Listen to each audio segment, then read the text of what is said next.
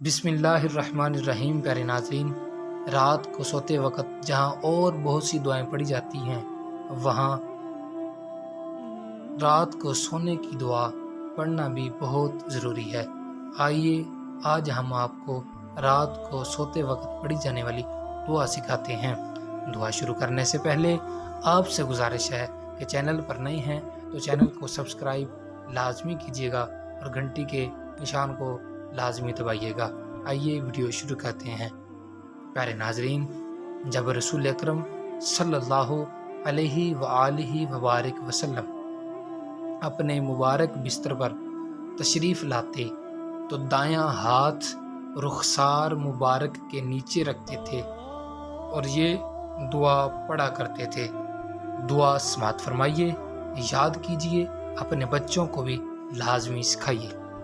اللہم بسمک اموت و احیا، اللہم بسمک اموت و احیا۔ ترجمہ: اے اللہ، میں تیرا نام لے کر مرتا اور جیتا ہوں۔